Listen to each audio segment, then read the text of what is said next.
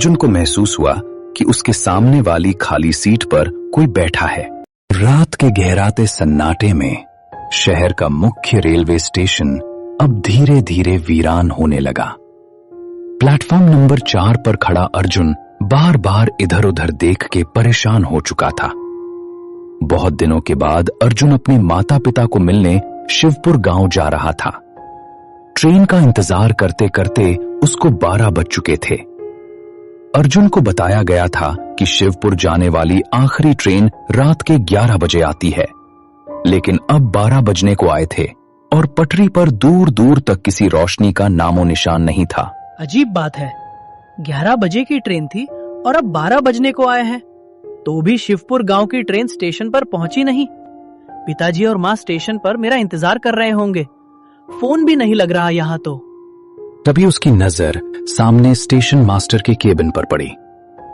थक हार कर अर्जुन प्लेटफॉर्म के कोने में बने उस पुराने केबिन की ओर बढ़ा, जहां दरवाजे के सामने स्टेशन मास्टर अपनी कुर्सी पर बैठा हुआ था। सुनिए साहब, ये शिवपुर जाने वाली गाड़ी का क्या हुआ? 1 घंटे से ऊपर हो गया, कोई अनाउंसमेंट भी नहीं हुआ। शिवपुर जाने वाली ट्रेन तो 11 बजे की थी, अब तो 12 बज चुके हैं, अब तक ट्रेन क्यों नहीं आई? बेटा, शिवपुर जाने वाली ट्रेन वक्त देखकर नहीं चलती, वो तो रूहों की मर्जी से चलती है। मेरी बात सुनो, तुम अभी इसी वक्त स्टेशन से वापस घर लौट जाओ, क्योंकि शिवपुर गांव के स्टेशन पर जाना मतलब मौत को बुलावा देना होगा। क्या बकवास कर रहे हैं आप? मुझे सही सही बताइए, ट्रेन कब आएगी? बस बेटा, तुम्हारी शिवपुर की ट्रेन अब आने ही वाली है, बस पटरी पर दिखने की देर है। पर याद रखना, शिवपुर गांव के स्टेशन पर उतरना तो आसान है, लेकिन वहां से निकलना बहुत मुश्किल। इसीलिए मेरी बात मान लो, तुम अभी यहां से वापस लौट जाओ। स्टेशन मास्टर की ये डरावनी बातें सुन के अर्जुन डर के मारे पीछे हट जाता है। अचानक उसके पीछे एक इंसान आकर खड़ा हो जाता है। वो पानी की बोतलें बेच रहा था, जिसके चेहरे पर अजीब सी खामोशी थी। साहब, पानी की बोतल लेंगे क्या? एकदम ठंडा ठंडा बर्फ का पानी है, गला सूख रहा होगा तुम्हारा। सिर्फ 20 रुपए की है, दे दूं? शिवपुर का रास्ता बहुत लंबा है बेटा, और प्यासा भी। तुमको पानी पी लेना चाहिए। नहीं चाहिए मुझे पानी की बोतल। ये बताओ, ये स्टेशन मास्टर कैसी अजीब बातें कर रहे हैं? बेटा, यहां जो दिखता है वो होता नहीं, और जो होता है वो किसी को दिखता नहीं। स्टेशन मास्टर तो बस तुम्हें चेतावनी दे रहे थे। शिवपुर का वो पुराना स्टेशन, अब वहां मुसाफिर नहीं, सिर्फ यादें उतरती हैं। अर्जुन को पानी वाले की बातें और भी डरावनी लगी। अचानक दूर अंधेरे से कट कट करती हुई जोर से ट्रेन की सीटी की आवाज गूंजने लगी। लोहे की पटरियों में एक अजीब सी थरथराहट होने लगी। अर्जुन ने राहत की सांस ली। जाओ बेटा, तुम्हारी शिवपुर की ट्रेन आ गई है, तुम्हें तुम्हारी मंजिल बुला रही है। पर ध्यान रहे, सफर के दौरान पीछे मुड़कर मत देखना, चाहे कोई भी पुकारे। स्टेशन मास्टर की बात सुनकर अर्जुन शिवपुर ट्रेन की ओर बढ़ा। जब अर्जुन ट्रेन के पास पहुंचा तो उसके मन में अजीब सी घुटन सी हो रही थी। उसका मन कह रहा था कि वहां से भाग जाए, पर माता पिता की चिंता उसे उस मनहूस ट्रेन के डिब्बे के अंदर खींच ले गई। जैसे ही उसने पैर अंदर रखा, ट्रेन बिना किसी झटके के सरकने लगी। अंदर सन्नाटा इतना गहरा था कि अर्जुन को अपनी ही धड़कनें सुनाई दे रही थीं। ये क्या? ट्रेन के अंदर तो कोई भी इंसान नहीं है, सब इतना धुंधला क्यों लग रहा है मुझे?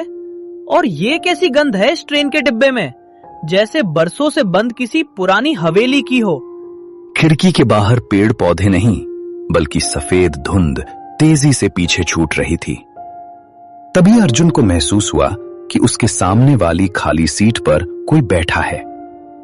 धुंध साफ हुई तो उसने देखा वहां वही पानी वाला बैठा था, लेकिन अब उसका चेहरा पहले से भी ज्यादा सफेद और डरावना था। बोला था ना बेटा, पानी की बोतल ले लो, शिवपुर पहुंचने से पहले ही हलक सूख जाएगा। अब हम उस सीमा में हैं जहां से जिंदा इंसान कम ही वापस लौटते हैं। कौन हो तुम? तुम तो स्टेशन पर थे, तो तुम इस ट्रेन में कैसे आए? ये ट्रेन कहाँ जा रही है? क्या ये ट्रेन शिवपुर नहीं जा रही? अचानक पानी बेचने वाला हवा में गायब हो जाता है। तभी ट्रेन ने एक जोर का हॉर्न बजाया और बाहर एक बोर्ड नजर आया जिस पर लिखा था शिवपुर। ट्रेन शिवपुर स्टेशन पर रुक जाती है। जब अर्जुन ट्रेन से नीचे उतरा तो अर्जुन ने देखा कि स्टेशन पर उसके माता पिता खड़े थे। पिताजी, माँ, आप लोग यहाँ स्टेशन पर क्यों आए? मैं खुद घर पहुँच जाता। और ये स्टेशन इतना वीरान क्यों लग रहा है, जैसे इस स्टेशन पर किसी इंसान का मातम बन रहा हो। बेटा, यहाँ वक्त ठहर सा गया है। यहाँ ज्यादा देर रुकना अच्छा नहीं है। चल, घर चल। तेरी माँ ने तेरे लिए तेरी पसंद का खाना बनाया है। अर्जुन अपने माता पिता के साथ पैदल ही गांव की पगडंडी से होते हुए अपने पुराने घर पहुंचा। घर पहुंचते ही उसे एक अजीब सी ठंडक और सीलन की महक आई, जैसे घर महीनों से बंद हो। अभी वो बैठा ही था कि दरवाजे के बाहर जोरों की आवाज सुनाई दी। अबे ओ राम प्रसाद के बच्चे, घर में तेरा बेटा आ गया तो क्या तू अपना काम भूल जाएगा? हराम की रोटी तोड़ना बंद कर और घर के बाहर निकल, वरना घर के अंदर घुसकर घसीट के बाहर निकालूंगा। तू बाहर आता है या मैं अंदर आऊं? अर्जुन ने देखा कि दरवाजे के बाहर सावकार मनीराम खड़ा था। उसके पीछे उसका वफादार कुत्ता मुंशी और चापलूस तोताराम थे। मुंशी के हाथ में एक फटा हुआ बही खाता था और तोताराम के चेहरे पर वही कमीनी मुस्कान। सावकार जी, मेरे पिताजी से तमीज से बात कीजिए। क्या आपके माता पिता ने आपको ये नहीं सिखाया कि किसी से कैसी बात करनी है? क्या आप अपनी तमीज भूल चुके हैं? मेरे पिताजी अब बूढ़े हो चुके हैं। रात के इस वक्त वो कहीं नहीं जाएंगे। अरे ओ शहर के लड़के, अब तू मुझे तमीज सिखाएगा क्या? इस शिवपुर गांव में कानून सावकार का चलता है, ना कि तेरे बाप का। समझ गया? तेरे बाप ने मुझसे जो कर्जा लिया है उसका ब्याज चुकाने के लिए इसे आज काम करना ही पड़ेगा। मालिक, मेरा बेटा बहुत सालों बाद इस गांव में आया है। आज तो मुझे काम से छुट्टी दो। कल मैं सभी आलू की बोरियों को स्टेशन पर पहुंचा दूंगा। क्या कल? अरे राम प्रसाद, कल किसने देखा? नहीं, तुम्हें अभी इसी वक्त वो आलू की 50 बोरियां जो गोदाम में पड़ी हैं, उन्हें अभी के अभी बैलगाड़ी पर लादना होगा और रेलवे स्टेशन के उस पुराने प्लेटफॉर्म पर छोड़ कर आना होगा। कल सुबह की मालगाड़ी उन्हें ले जाएगी। सावकार जी, आज तो छोड़ दीजिए इन्हें। आज बेटा घर आया है, क्या आपके मन में थोड़ी सी भी दया नहीं है? अरे ये बातें छोड़ लीलावती। कई सालों बाद बेटा घर आया है तो क्या हुआ? जवान खून है, बाप के काम में थोड़ा हाथ बटाएगा तो काम जल्दी होगा। क्यों अर्जुन बाबू, जाओगे ना अपने बाप के साथ आलू की बोरियां लेकर? ठीक है सावकार जी, मैं आपकी सभी आलू की बोरियों को बैलगाड़ी से स्टेशन पर पहुंचा देता हूँ। पिताजी, आप घर पर आराम कीजिए, मैं लेकर जाता हूँ वो आलू की बोरियां। मुझे स्टेशन का रास्ता पता है। नहीं अर्जुन बेटा, तू अकेले मत जा। उस स्टेशन का रास्ता रात को ठीक नहीं है। लेकिन अर्जुन नहीं माना और उसने बैलगाड़ी तैयार की, आलू की भारी बोरियां लादी और अंधेरी रात में अकेले ही उस पुराने रेलवे स्टेशन की ओर चल पड़ा। रास्ते में उसे गांव का इंसान रामदयाल मिला, जो गांव का सीधा साधा इंसान था। बेटा अर्जुन, तुम इतनी रात को बैलगाड़ी लेकर कहां जा रहे हो? और इस बैलगाड़ी पर क्या है? इस वक्त उस मनहूस स्टेशन की तरफ मत जा, वहां कोई मालगाड़ी नहीं आती। रामदयाल काका, ये आलू की बोरियां हैं। सावकार ने मुझे ये आलू की बोरियां स्टेशन पर लेकर जाने को कहा है। सावकार ने काम दिया है, करना तो पड़ेगा ही। अर्जुन बेटा, तुम क्या पागल हो गए हो? सावकार मनीराम तो 10 साल पहले मर चुका है और तेरा बाप और माँ भी 10 साल पहले मर चुके हैं। अर्जुन ने उसकी बात अनसुनी कर दी और बैलगाड़ी आगे बढ़ा दी। जैसे ही वो स्टेशन के पास पहुंचा, हवा बर्फीली हो गई।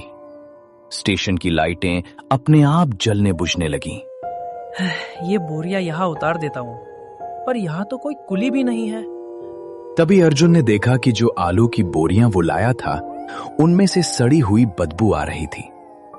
उसने डरते डरते एक बोरी खोली तो उसके अंदर आलू नहीं बल्कि इंसानी खोपड़ियां भरी हुई थीं।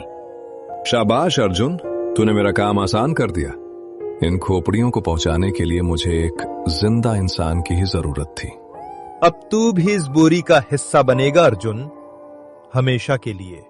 अर्जुन पीछे मुड़ा तो देखा कि उसकी बैलगाड़ी गायब थी और स्टेशन की पटरियों पर वही पुरानी ट्रेन खड़ी थी जिसके पास से उसके माता पिता उसे हाथ हिलाकर अपने पास बुला रहे थे। अर्जुन की चीख उसके गले में ही दब गई। ये सब फरेब है। माँ, पिताजी, आप लोग इनके साथ क्यों हैं? मुझे यहाँ से निकालिए।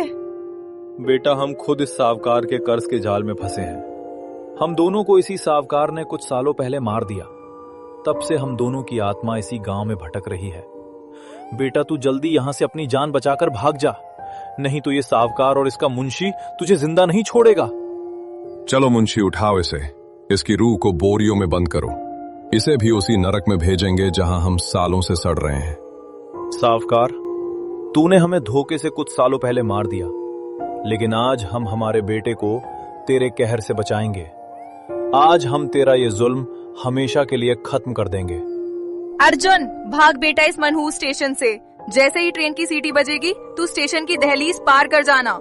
हम इन्हें अपने साथ ले जा रहे हैं ताकि ये फिर कभी किसी को नुकसान ना पहुंचा सकें। उसके बाद अर्जुन वापस उसी ट्रेन में बैठकर शहर वापस लौटा। अर्जुन ने महसूस किया कि उसके माता पिता अब वाकई आजाद हो चुके हैं। शिवपुर के उस मनहूस स्टेशन को पीछे छोड़कर अर्जुन ट्रेन से शहर की ओर चल पड़ा। शिवपुर का वो डर अब हमेशा के लिए खत्म हो चुका था।